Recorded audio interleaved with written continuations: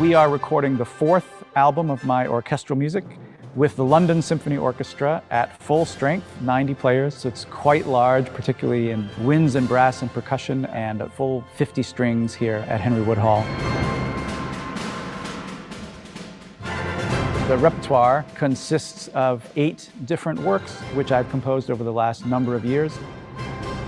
You know, there's a great American symphonic tradition that I think very much informs the music that I compose. And 3 of the most important figures in that tradition are Aaron Copland and Leonard Bernstein and John Williams, all among my musical heroes as an American composer-conductor. They, in fact, have all worked with the London Symphony Orchestra. And so I think there's a really interesting tradition of being an American musician in London and having an opportunity to bring music which is very American in character, but to record it with this great British orchestra, to record it with the LSO.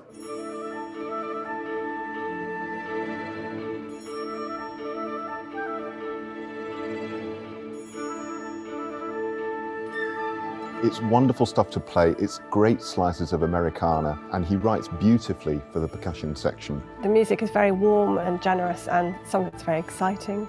Our parts are written very, very well. It's very energetic. It's clear that Peter is a master of his craft, and he also is a very clever and shrewd conductor.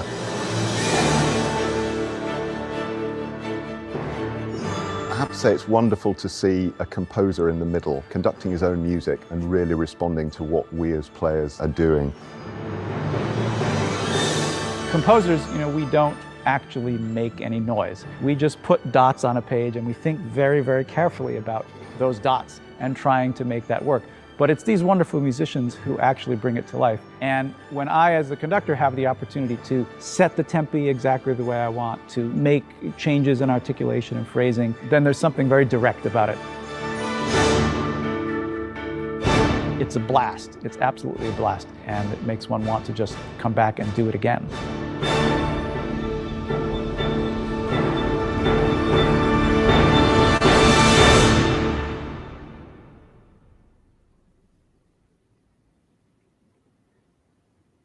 All right, hello world, and welcome to this Naxos live Q&A with composer, conductor, orchestrator, all-around master musician Peter Boyer, celebrating the release of his 4th album overall and his 3rd for Naxos American Classics. We have Peter with us today. We're going to have a wide-ranging conversation about the music on this album. Welcome, Peter. It's a pleasure and a privilege to have you with us.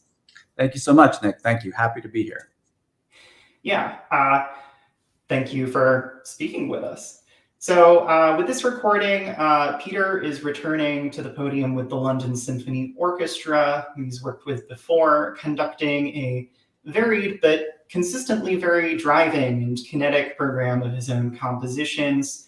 His first album with Naxos, Ellis Island, The Dream of America, featured iconic narrators from B.B. Neuwirth to Olympia Dukakis, and it earned both a Grammy nomination and a production for PBS's Great Performances.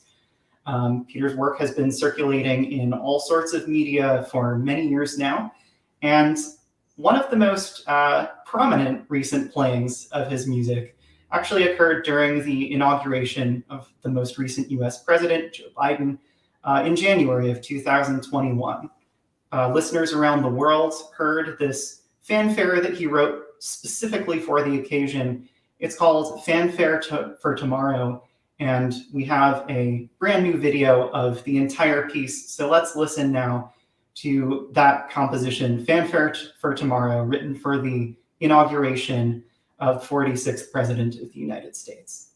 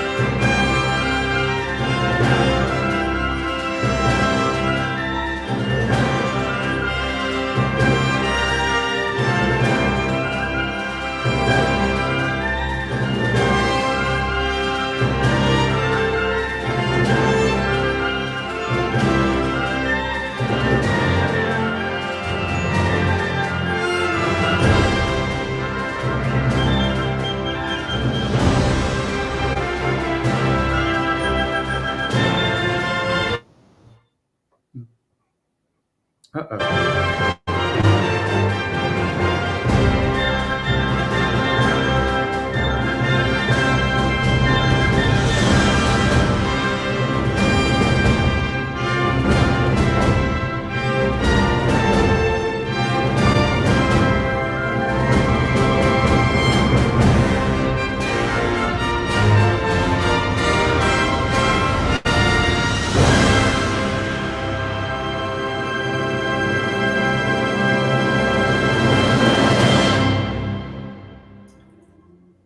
That final chord. So for those who are just joining us now, welcome to our Naxos live Q&A with Peter Boyer, the composer and conductor who recorded that composition of his own, Fanfare for Tomorrow, earlier this year. And the album is out now on Naxos American Classics, his third album with the label and his fourth overall.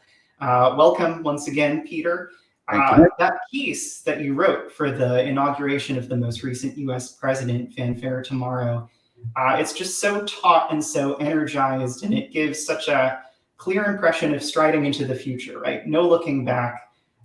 You've written so many preludes and overtures and fanfares for events, public events of various kinds, as well as sort of occasions that the public is tuned into.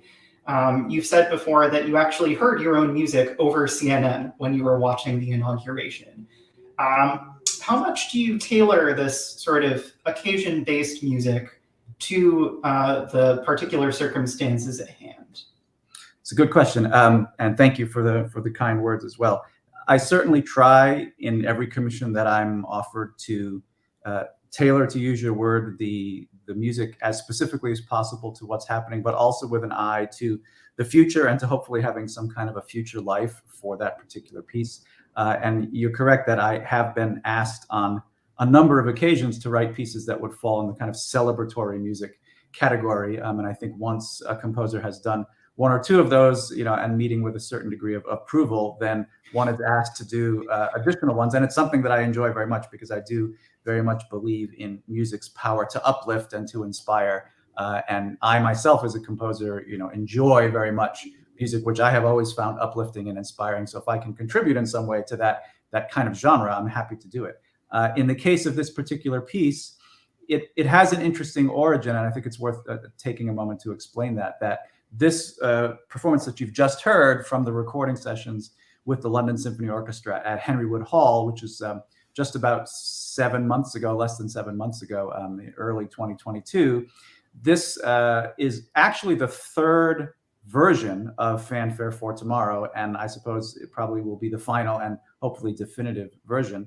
And so, interestingly, this piece actually arose originally from a commission from the Cincinnati Symphony Orchestra and Cincinnati Pops in the early days of the pandemic, in the spring of 2020, in which, of course, we were all in lockdown and orchestras could not perform. And the Cincinnati Symphony, which had originally commissioned, as many people know, Aaron Copland's Fanfare for the Common Man during the Second World War, thought in a similar moment of national crisis, in this case a pandemic, that they would commission what they could under the circumstances, which was a series of commissions for individual performers, individual members of the Cincinnati Symphony, and that these would all be recorded initially in the homes of those musicians because we were during lockdown.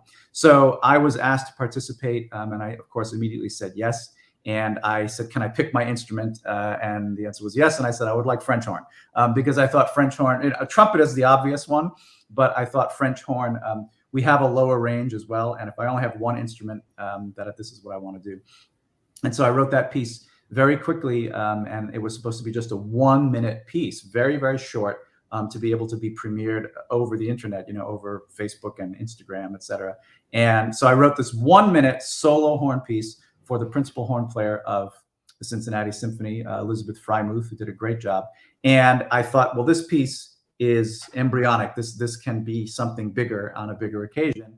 And I thought that this will be, a very useful thing for the future. So I subsequently was then asked by Colonel Jason Fettig, who is the conductor and director of the United States Marine Band, to write this piece for President Biden's inauguration, and was asked to do it at very short notice because of the very unusual circumstances around the last inauguration. I actually was asked on January 1st of 2021 to write a piece that would be premiered at the inauguration on January 20th, and needed to have it done in about 10 days. So I said, well, I've got this solo horn piece, Fanfare for Tomorrow, and I think this really is the right tone and the right title and the right material to be the basis of this. And Colonel Fettig listened to it immediately, and he said, yes, absolutely, go for it. So then I very quickly sat down and expanded that piece for what was about a 55-piece military band for the context of President Biden's inauguration. And because of the pandemic and all of the uncertainty around that event, I was not able to attend. So indeed, the first time I heard it played was on CNN in the background while about to be President Biden and about to be Vice President Harris arrived at the Capitol.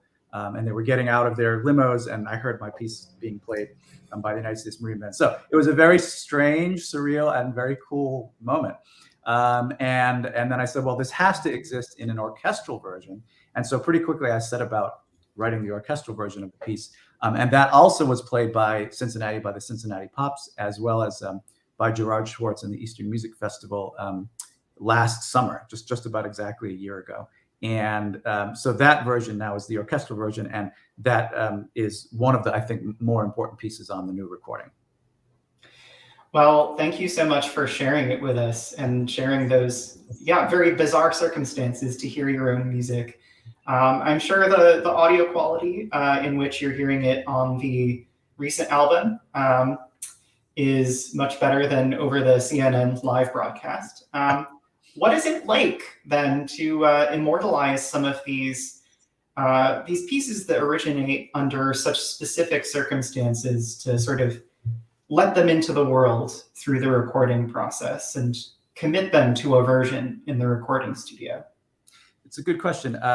It's a very important part, I think, of what a composer does or can do. And for me, these recordings that I've made, of which this is the fourth, as you said, and my third on Naxos American Classics, I consider them an enormously important part of my overall activity as a composer. And in a way, I think they become one's legacy, or a big part of one's legacy. And when we think about music of composers, in the American symphonic tradition who are no longer with us physically, but were very much involved in recordings of their own music. For example, Aaron Copland, Leonard Bernstein, who have been gone for more than 30 years, but they left a legacy of recordings that tell us what they wanted their music to sound like, how they wanted their music to be performed, in some cases under their own batons, etc. I think this is an extremely important thing. So an enormous amount of preparation, for one thing, has to go into the process of being able to do such a recording. And frankly, it takes a long time to write enough music, and also to have enough, resources, enough funding to do a project like this. There's an entrepreneurial motivation behind all of these. And so I wish I could say, that I could do one of these every year or even every 2 years, but that's obviously totally unrealistic. So these have come along, every several years, and they represent an enormous amount of effort to try to maximize the moment in the recording studio. Obviously, to have the opportunity to work with one of the world's great orchestras like the London Symphony Orchestra, it's an extraordinary opportunity that requires a great deal of planning and motivation and resources to make that happen, and then to absolutely make the most of those moments, and then to go through all of the effort in post-production and editing to try to get the best possible result. So it's very focused, it's very intense, and then once it's actually done and the album is delivered to the record company, in this case Naxos, then there's a kind of difficult process of saying, okay, I've done my very, very best. I've made it as good as I can possibly be in every way that I can. And now I have to turn it over and it has to then go out into the world.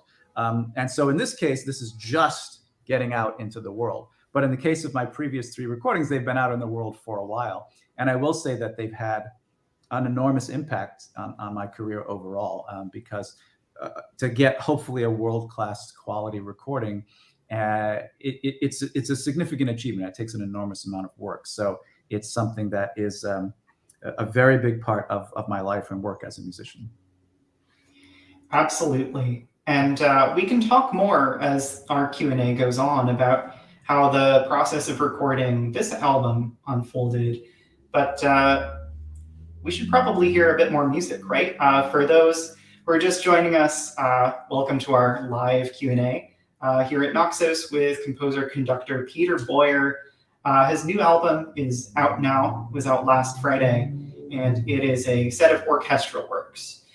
So in interviews in the past, you've spoken about the storytelling power of music, and particular of the symphony orchestra. And we really, I think, hear you wielding that power in the suite that sort of anchors this new album, which is called Balance of Power, a 3-movement piece for orchestra, commissioned by the Kennedy Center for the Performing Arts for the 95th birthday of the former Secretary of State, Henry Kissinger.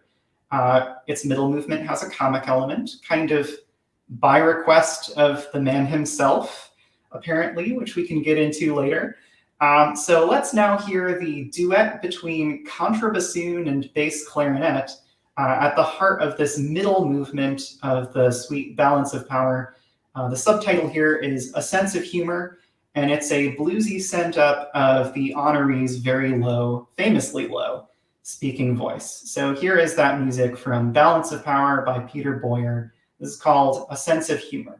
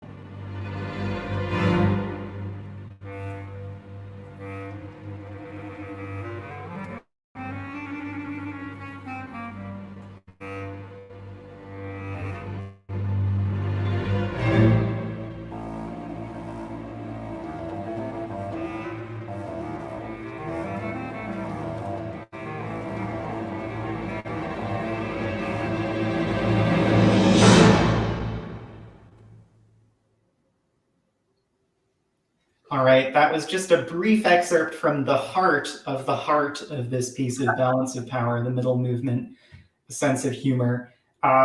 Peter Boyer, thank you for that music, which is funny, right? Like, this is a hilarious part of a movement that, you know, it's called a scherzo, right? Which is Italian for joke, a time-honored genre of a sort of inner movement of a longer orchestral piece. It is surprisingly hard, I have heard many times, to write funny music. And so, you know, a good question for you. How do you approach that hard task of writing a funny piece? And do you have any favorite musical humorists of your own?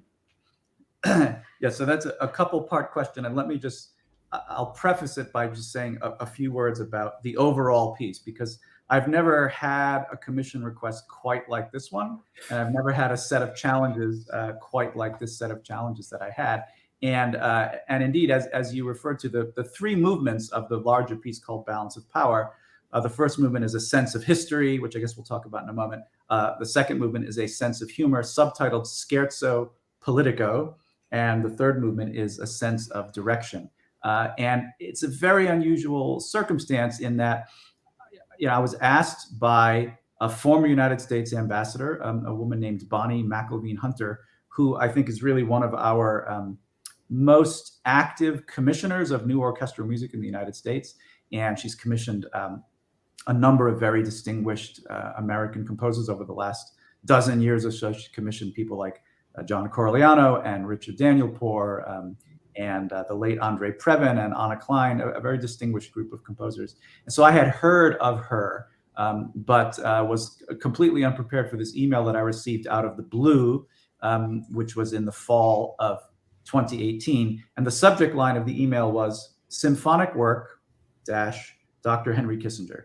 And that was the email that set this entire project in motion. And then she subsequently went on to say that she was contemplating or considering a few different composers for this commission. It was likely going to be premiered at the Kennedy Center, but that very kindly she said something to the effect of that I was at the top of her list. And frankly, and I have to say, and this is in the liner notes for the recording, I hesitated very much about accepting the commission. For one thing, because the president for whom Kissinger was the Secretary of State, is a complicated figure to say the least. So I did hesitate about taking this particular commission, but she was very persuasive. And so in the course of my debating whether or not I could or should do this commission, she said, well, you must come to New York and we must have lunch with Henry Kissinger. And I thought, well, yeah, no one has ever asked me to have lunch with Henry Kissinger before. So I think I'll take up this offer. And so, in fact, in January of 2019, this lunch took place between Dr. and Mrs. Kissinger, Bonnie McElveen Hunter, Deborah Rutter, the president of the Kennedy Center, and myself. And what can one say? It's a surreal moment to have lunch with Henry Kissinger. And in the course of that conversation, as this future project was being discussed, I thought it would be appropriate for me to ask him. And at that point, I think he was 96, I think. So his 95th birthday had already passed. And I asked him if he had any specific requests, because I hadn't yet even figured out what this was going to be. And there were two things that he asked me in the course of that lunch. And I shall always remember them verbatim. And the first was, and I won't imitate his very famously low German accented voice, but I think people can picture it. His first one was, please don't make it too abstract so I can understand it. And I thought that's not really going to be a problem with the nature of the music that I write. And the second one was, could it be a humorous symphony? Those were his exact words. Could it be a humorous symphony? It's not exactly a symphony, but it's close enough. It's the 3-movement symphonic work. And I thought, humorous, okay. And of course, this is a man, who's really renowned for his wit. And I don't really think of myself as a composer who writes humorous music per se. It's not really my thing. To answer your question, so it is difficult to write humorous music. And I think of, isolated moments within the course of great composers and great works. Haydn, for example, Haydn had a wonderful sense of wit, and something like the Surprise Symphony, and his use of dynamics to do something very, shocking and funny. Even isolated moments like in Bernstein, the very end of the Candide Overture, for example, where there's a very quiet moment and then a really loud bang. Those are both examples with dynamics. Things like Dukas, The Sorcerer's Apprentice, has some funny things. But really, if one's going to think about humor in music, then you could go all the way and think about something like Carl Stalling and animation music. And that's really not what I wanted to do. I mean, I didn't want to sort of go that extreme. But I thought, how can I honor this request and have it also be part of a larger piece where I have to address much darker subject matter in the first movement? That really is, in some sense, what the piece is most about. But then I also have to, I think, end optimistically in a way that's going to satisfy the commissioner, satisfy the circumstance, leave people uplifted. How do I find a way to do that and honor humor in the middle? And so when I eventually settled on this 3-movement plan and this idea of a sense of history, a sense of humor, and a sense of direction, then I thought, okay, now how do I deal with humor? Aha. Well, his voice is so, distinctive and so well known.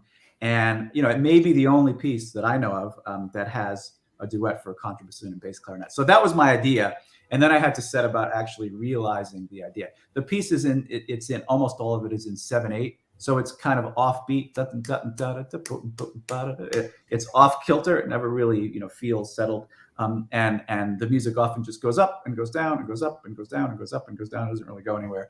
And when we have this duet between the contrabassoon and bass clarinet, for the astute listener, they're basically playing blues scales. And so I thought I'll have, contrabassoon and bass clarinet do these little mini cadenza moments with blues scales, and then they'll toss blues scales at each other. as kind of negotiations, since Henry Kissinger was known for his negotiations.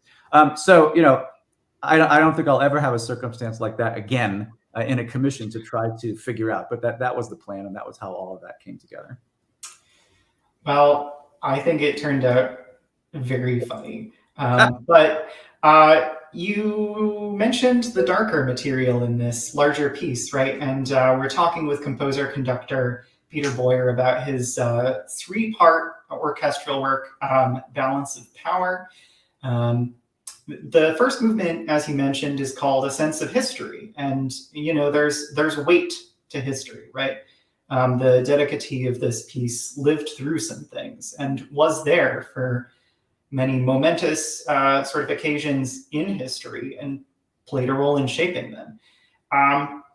So looping back to this idea of the orchestra as a storyteller, and here as sort of the bard of history in some sense, the opening music of Balance of Power, this soaring horn solo over harp accompaniment, which full disclosure, I am a horn player, so thank you for that one. It comes back, not once, but twice again. And so here is the start of the first movement of Balance of Power. Again, this first movement is subtitled A Sense of History. This is the horn solo at the very start of the composition.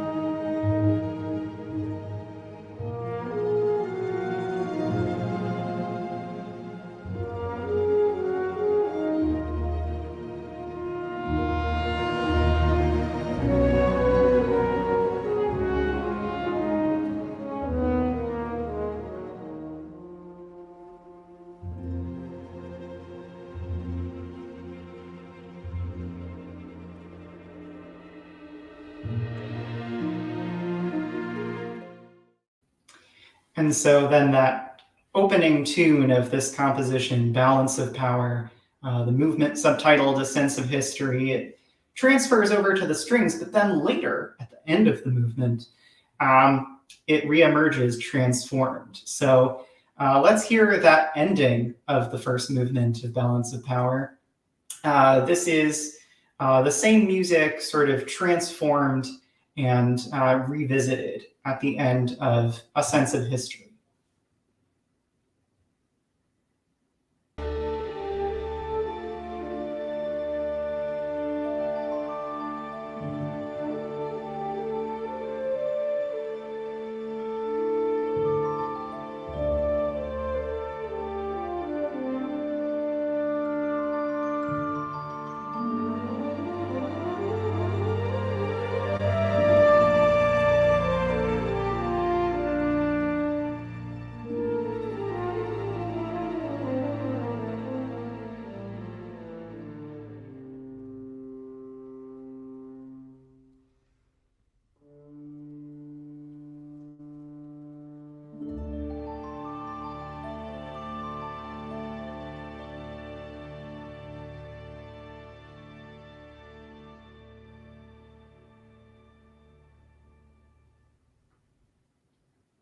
And so that opening music, it comes back at the end of A Sense of History, but then it also comes back one more time in the middle of the final movement, which is subtitled A Sense of Direction. So we get this reminder of where we've been, even as we're opening out onto the future.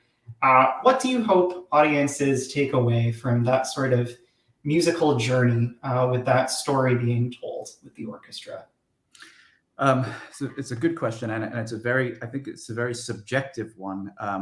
Let me just preface it by saying that we should credit the wonderful principal horn of the London Symphony Orchestra, Timothy Jones, who's played that solo so beautifully.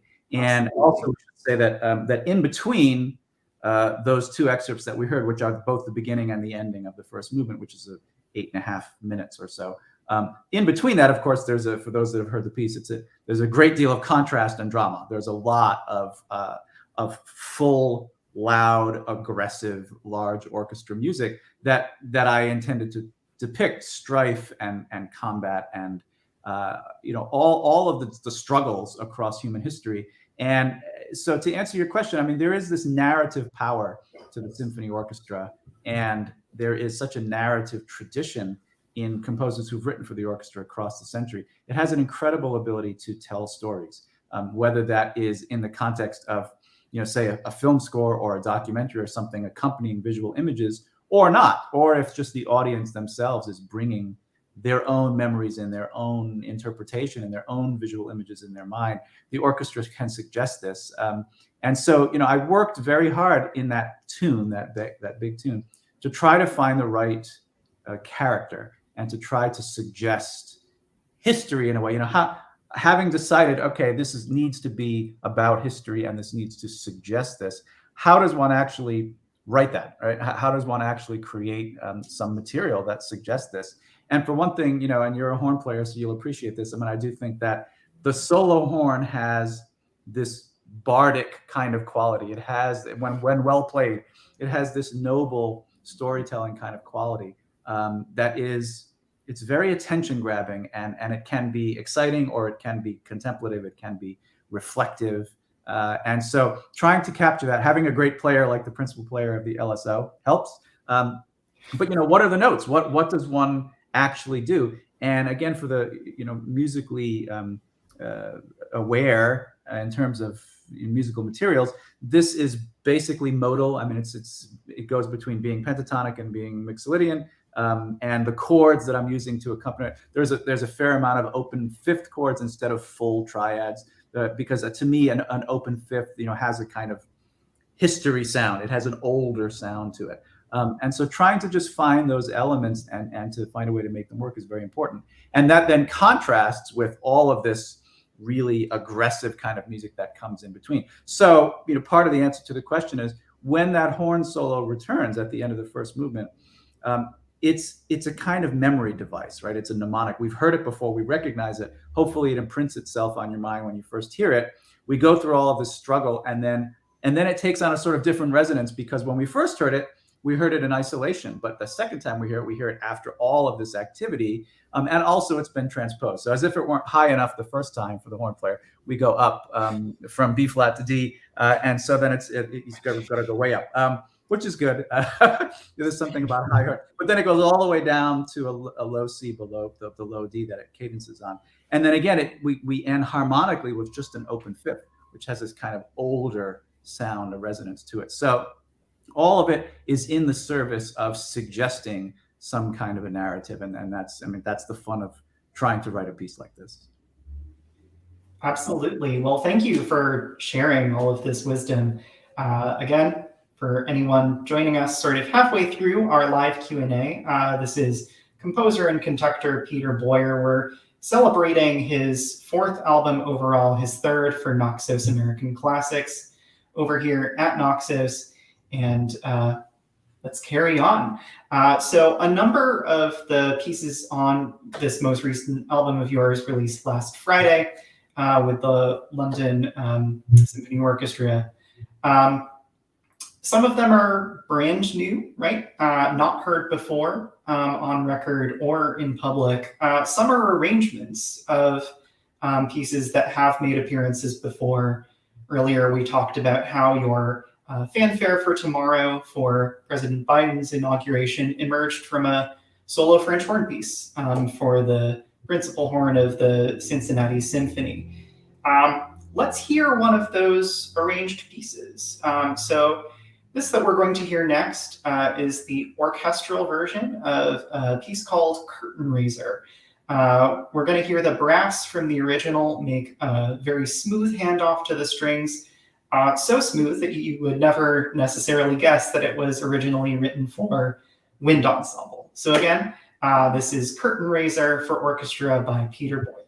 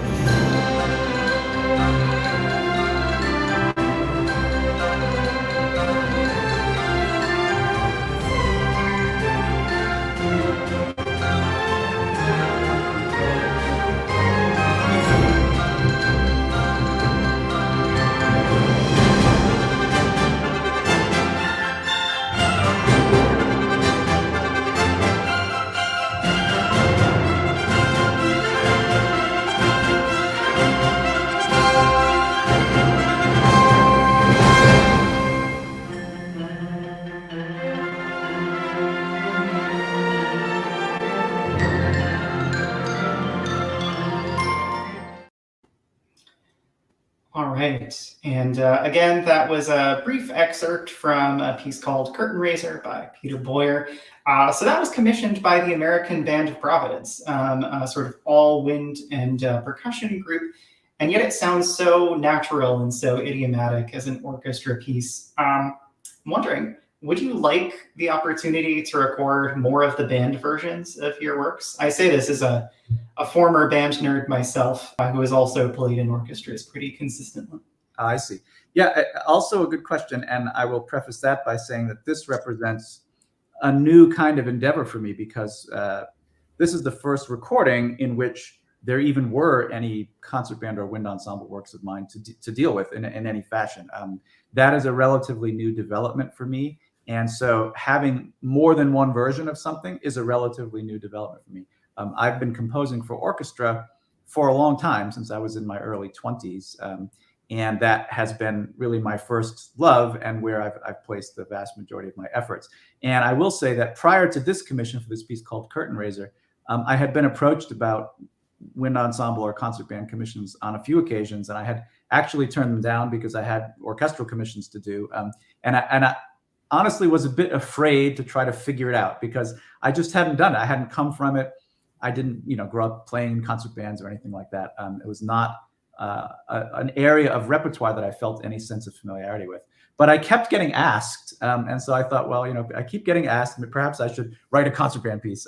And this piece, the American Band of Providence, that's where I came from, right? I was born in Providence, and I went to Rhode Island College, and the former director of that ensemble many years ago was actually a college professor of mine. So I felt this connection to it. And I said, all right, well, let me give it a try. How will I write a piece without strings? Let me see if I can figure this out.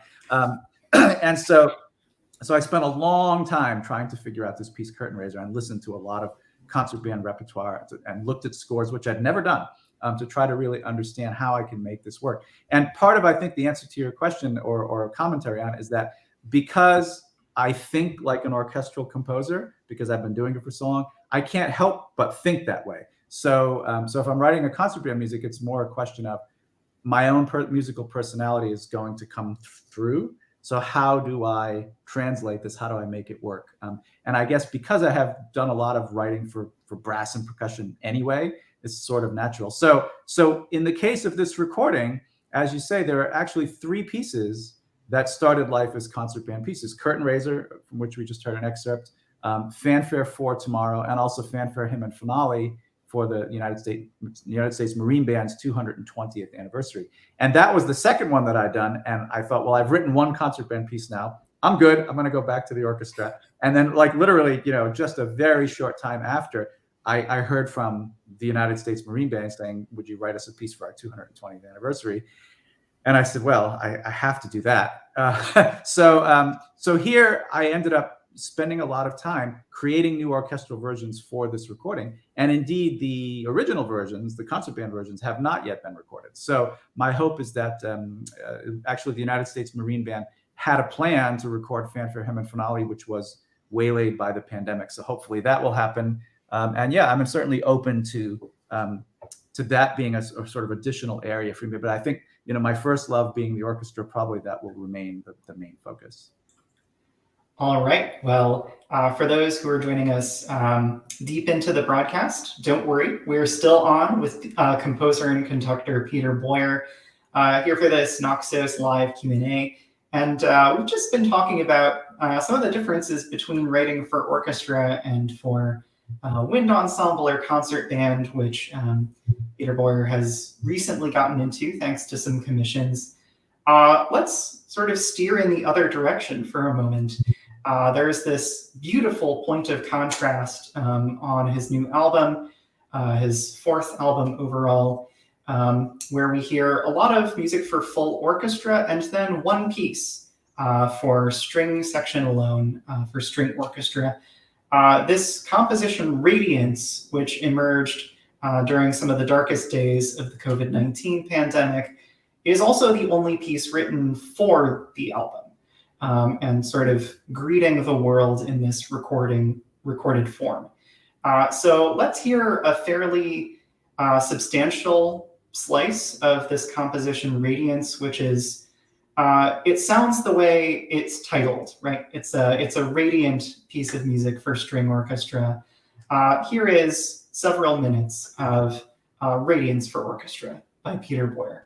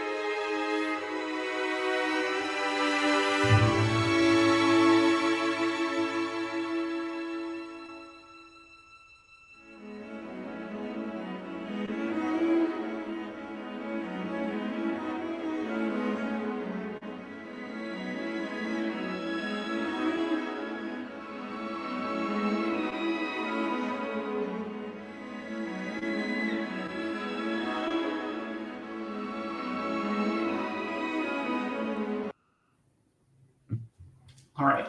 There's no good place to interrupt it, yes. Yeah, I wish we could listen to the whole thing, but here we are on our live Q&A with Peter Boyer, and that gorgeous, gorgeous music was from a piece entitled Radiance, which was written during the worst days of the COVID-19 pandemic. Peter, it's so great to have you here. You write in the liner notes for the album that you were trying to focus on serenity and beauty, even in those incredibly difficult times. What did you turn to for comfort and hope? You know, I guess the short answer is that I turned to the power of music itself. You know, those are obviously very challenging days in many ways for many of us. I was fortunate in the sense that, I was healthy, unlike so many people who fell ill. And although I personally had to deal with lots and lots of cancellations, and a sense of how long is this going to go on, like so many of us, and really what's going to happen to the concert world, what's, for those of us who write music as our vocation, what's going to happen to live performance. And so I will say that while a lot of composers were writing pieces about the pandemic, which I think is a perfectly valid kind of response, that didn't in any way appeal to me. I didn't really actually want to focus on it in that way. I wanted to try to look past it and to try to say, well, there's going to be a time when this will be over, and what can I produce that will hopefully have some sort of lasting, value, independent of this dark period that we're going through. So it's not easy. First of all, for me, it's not easy to compose, period, when there actually isn't a commission. I've done relatively little composing for the sake of composing for many, many years. And maybe that's not as it should be. I think there are plenty of composers that are very disciplined about composing every single day, whether they have a commission or not. My own pathway has been really driven by commissions, by getting commissions and then trying to figure them out and then fulfilling them as best I can. So I will say in this case that I knew that I wanted a piece for string orchestra for the album. And part of the reason I wanted that was because I have one other piece for string orchestra written quite a while ago called 3 Olympians, which is on my previous Naxos recording with the London Philharmonic.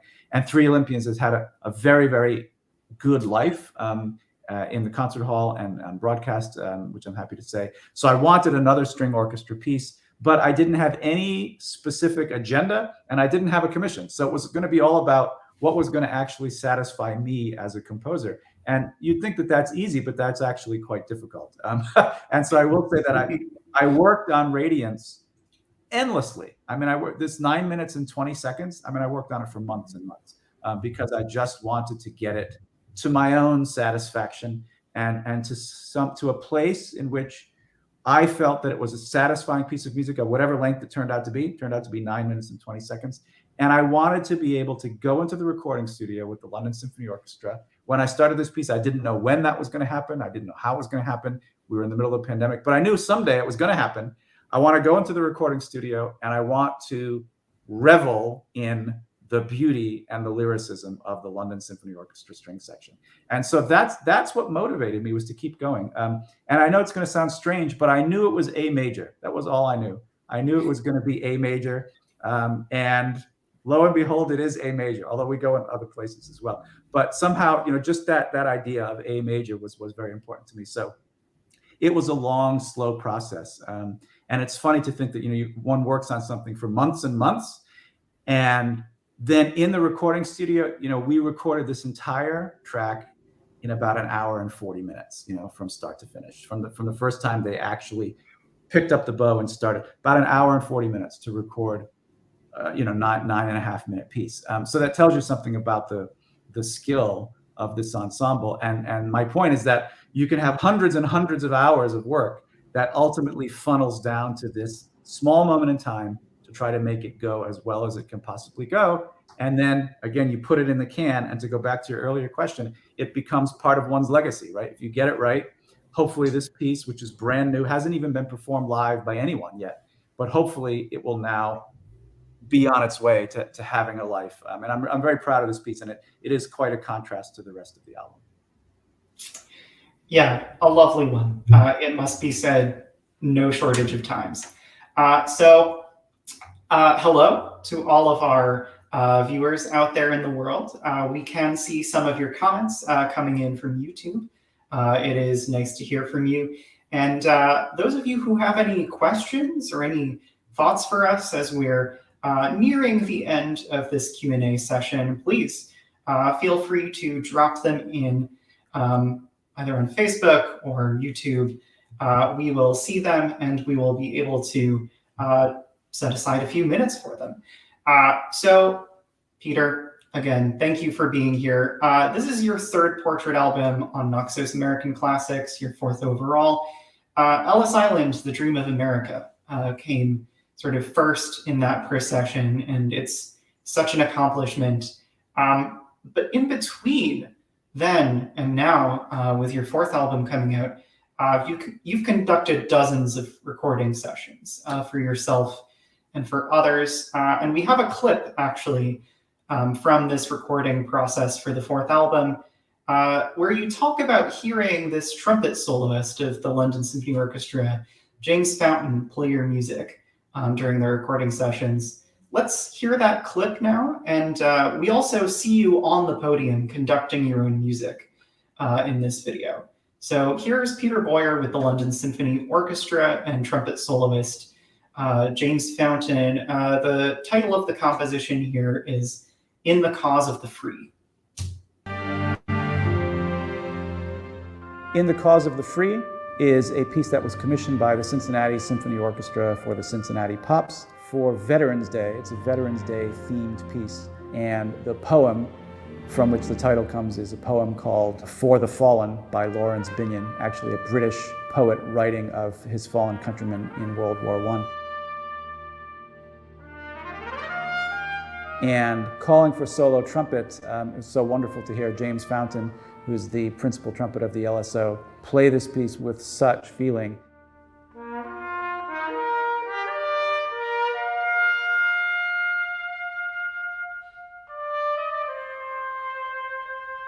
It was really a remarkable moment on the podium.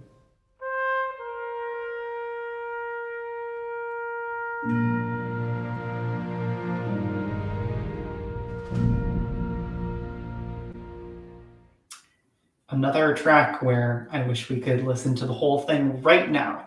That was In the Cause of the Free with trumpet soloist James Fountain and the incredible London Symphony Orchestra playing the music of Peter Boyer under Boyer's own baton.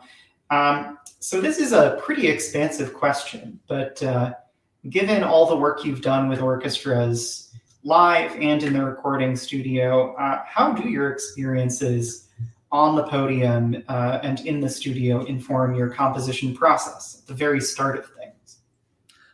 That is a very big question. It's in some ways a tough one to articulate in a simple way, but I think that one's musical personality is shaped by all of the experiences that one has over the years. So the more time that one is on the podium in a recording studio or in a live situation, the more that one gets to interact with wonderful musicians, the more I think one becomes aware of what they can do and how the notes that one writes, that I write, are ultimately going to be played. They're going to be brought to life by these wonderful players. I referenced that in the trailer that we heard at the top. I am not myself in any way a virtuoso player. I mean, I'm a keyboard player, pianist, and not a terribly good one. So I play composer piano, and I play pop song piano. I started off doing Billy Joel and Elton John. So that's the sort of level of my keyboard skills is, Billy Joel and not Beethoven and not Rachmaninoff. So I rely upon great musicians to bring my notes to life, and so I feel a great sense of responsibility to try to compose notes that are worthy of these great musicians. And also, going back to your earlier question about the overall process by which an album like this comes to be, it takes so much time to write and to organize and to plan and to fundraise and to make something like this happen, that I obsess over trying to get every last detail as right as I possibly can, so that in the moments in the recording studio, that it all will go as smoothly as possible and that we will very quickly get the best possible result. So that's part of what informs my work as a composer. And I will say in this case, because we use this particular example, In the Cause of the Free, which, as I said in the video, is a Veterans Day themed piece. Here again, as in Balance of Power, as in A Sense of History, I'm trying to evoke a mood. I'm trying to evoke an atmosphere with an orchestra. I'm trying to suggest the battlefield. I'm trying to suggest this kind of nobility, this kind of service. There's an elegiac element to this. And in this case, there's a 1-minute unaccompanied trumpet solo, a cadenza that I think of as a kind of soliloquy. And it's reflecting on this very momentous topic and this poem in the cause of the free.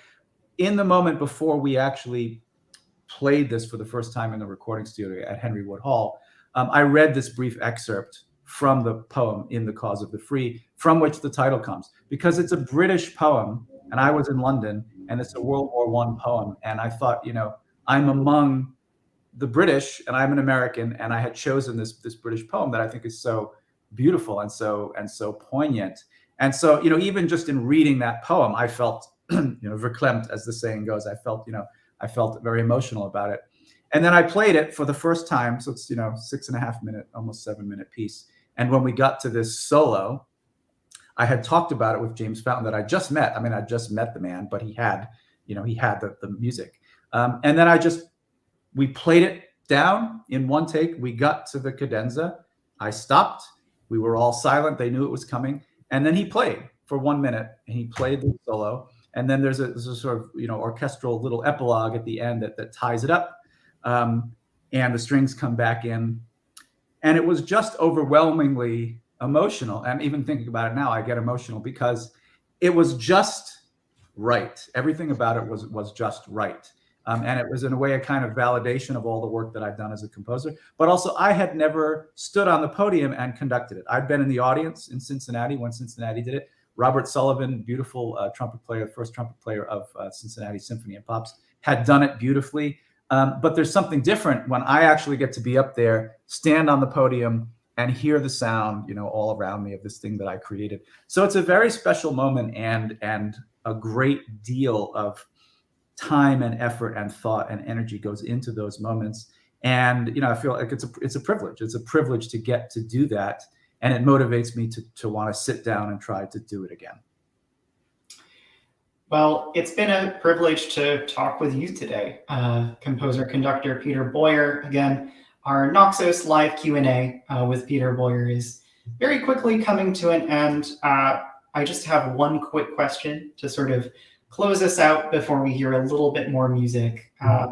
I know in the depths of the pandemic, I happened to teach a class for some fabulous young musicians, none of whom quite knew what was going to happen to them in the coming year, to say nothing of their careers. And, we were reflecting on the most meaningful experiences they had to date, playing live and also participating in recording. And I just am wondering, before we close out for today, and maybe take an audience question or two, what thoughts have you had as someone who composes for public events pretty often, but also has spent so much time in the recording studio?